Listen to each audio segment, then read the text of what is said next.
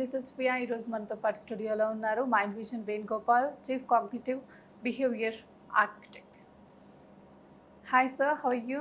Hi ma'am, very happy. Venugopal garu, ఇప్పుడు ప్రతి ఒక్కరికి ఉన్న బేసిక్ ప్రాబ్లం ఏంటంటే స్లీప్ డిసార్డర్. అబ్సల్యూట్లీ. అసలు స్లీప్ రావట్లేదు ఎవరికి.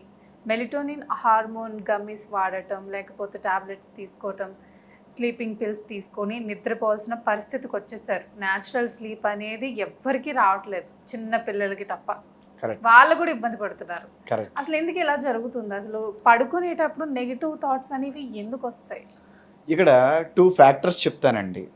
యాక్చువల్గా 3 ఫ్యాక్టర్స్ మనం క్యాలిక్యులేట్ చేసుకోవాలి. ఫస్ట్ 3 ఫ్యాక్టర్స్ చెప్తాను, తర్వాత 2 ఫ్యాక్టర్స్ ఏ విధంగా అనేది సైంటిఫిక్గా ఫిజికల్గా కూడా చెప్తాను. ఓకే. సో ఫస్ట్ ఫ్యాక్టర్ చూసుకున్నట్లయితే first 3 factors of our life.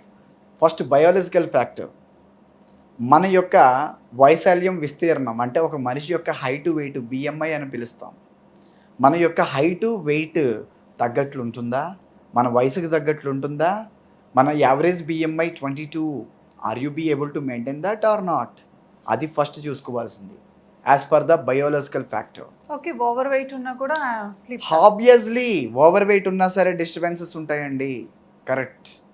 And second is psychological factor. నీ యొక్క ఆలోచన ఎలా ఉంటుంది?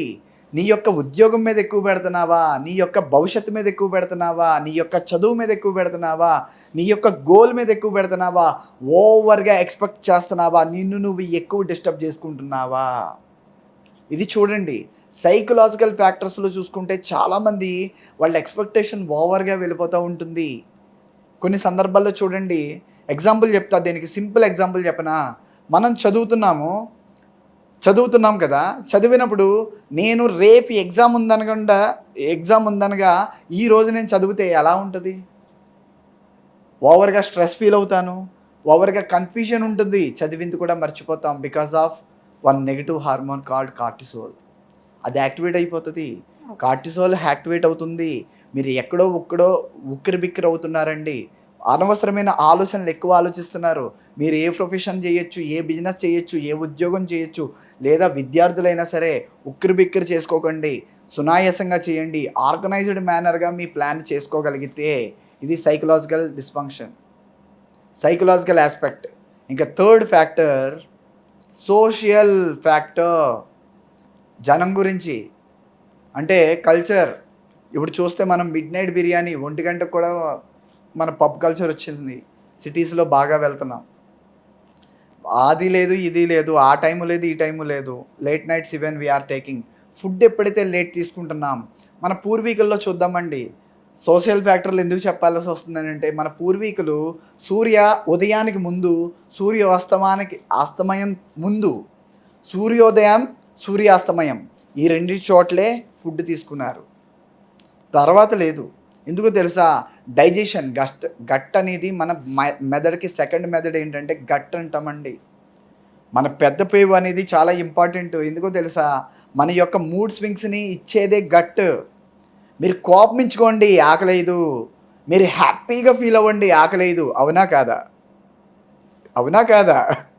మనం ఆనందంలో ఉన్న, దుఃఖంలో ఉన్న. మీరు కారు తీస్తున్నారు, ఆకలి ఉండదు ఆ రోజు. మీకు ఇష్టమైన మెర్సిడీస్ బెంజ్ కార్ తీస్తున్నారు, లేదా ఒక కారు కొనుక్కుంటున్నారు, లేదా మీరు ఒక బైక్ కొనుక్కుంటున్నారు. ఆ రోజు నిద్ర కూడా పట్టదు ముందు రోజు.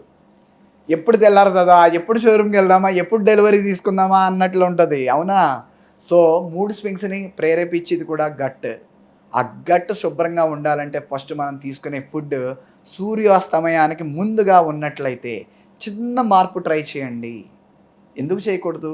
మన పూర్వీకులు చేశారు, మనం చేయకూడదా? ఫస్ట్ ఈ సిస్టంలోంచి బయటకు వచ్చేయండి. బ్రిటిష్ వాళ్ళు నేర్పిన సిస్టంలో మనం ఉన్నాం. బ్రిటిష్ వాళ్ళు చెప్పిన సిస్టమ్ ఇది. మార్నింగ్ బ్రేక్ చేయి ఫాస్టింగ్ని. చూసారా? బ్రేక్ఫాస్ట్ అన్నారు. అంటే నీ ఫాస్టింగ్ని బ్రేక్ చేయి భారతీయుడా, అదే బ్రేక్ఫాస్ట్. మార్నింగ్ని బ్రేక్ చేయాలి ఫాస్టింగ్ని అని వాళ్ళు నేర్పారు. నేనేం చెప్తానో తెలుసా? మార్నింగ్ బ్రేక్ని ఫాస్ట్ చేయొద్దు. అంటే పూర్వం బ్రేక్ని ఫాస్ట్ చేయలేదు. ఎందుకో తెలుసా? ఈవినింగ్ స్టార్ట్ చేసినప్పుడు నెక్స్ట్ డే మార్నింగ్ వచ్చేటప్పటికి ఏ అడ్డంకులు ఉండవు. ఎందుకంటే నువ్వు ఈవినింగ్ 6కి తిన్నావు, నెక్స్ట్ డే మార్నింగ్ 6కి తింటున్నావు, 12 గంటల పాటు వ్యవధి ఉంది. కామన్‌గా చెప్తాను, అదే గనక ఇంకొక 4 గంటలు యాడ్ చేసుకోగలిగితే, ఒబేస్ ఉన్నవాళ్ళకి చెప్తున్నాను ఈ మాట, ఓవర్ వెయిట్ ఉన్నవాళ్ళకి చెప్తున్నాను ఈ మాట. ఈవినింగ్ 6కి మీరు తీసుకునే ఫుడ్ నెక్స్ట్ డే మార్నింగ్ 10కి గనక తినగలిగితే, 10 తర్వాత గనక తినగలిగితే మీ వెయిట్ తగ్గుతారు. Significant changes in your body mass index. These are all 3 factors.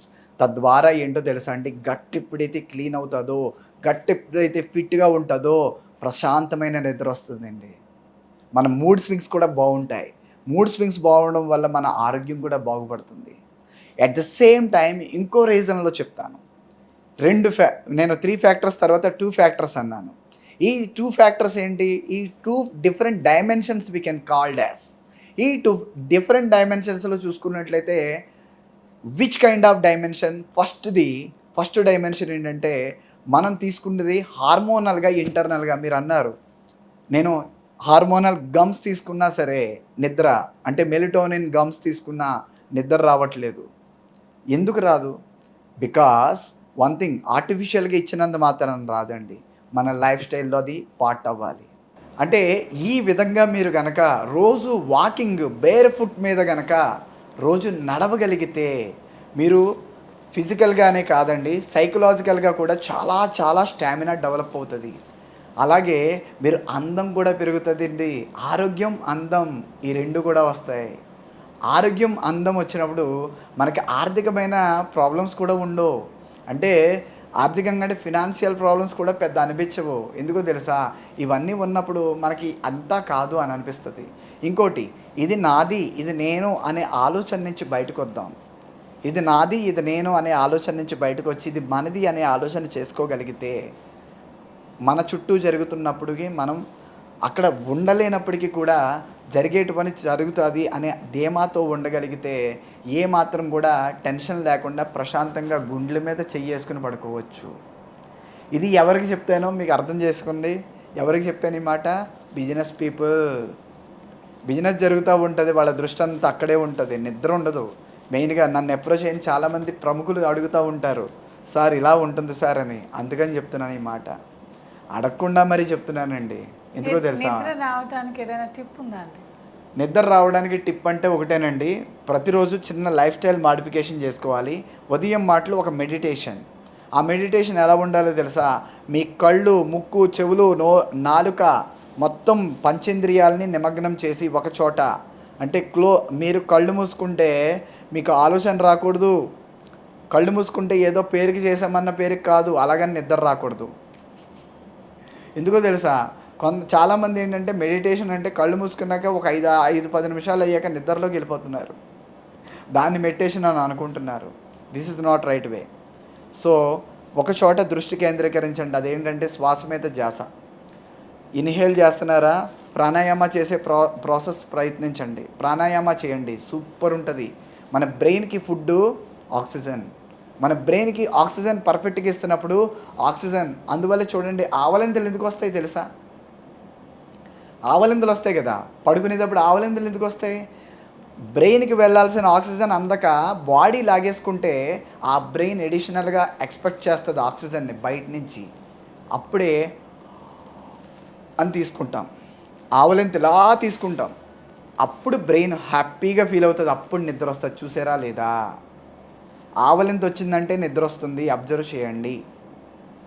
ఎందుకంటే ఇండికేషన్ మన బ్రెయిన్కి మెడిటేషన్. మీరు పడుకునేటప్పుడు బెడ్ టైం యోగా ఒక 10 నిమిషాల పాటు ప్రాణాయామ చేసే ప్రాసెస్ ప్రయత్నించండి, సూపర్గా వస్తుంది నిద్ర. థ్యాంక్ యూ వేణుగోపాల్ గారు. నమస్తే అండి. నమస్తే.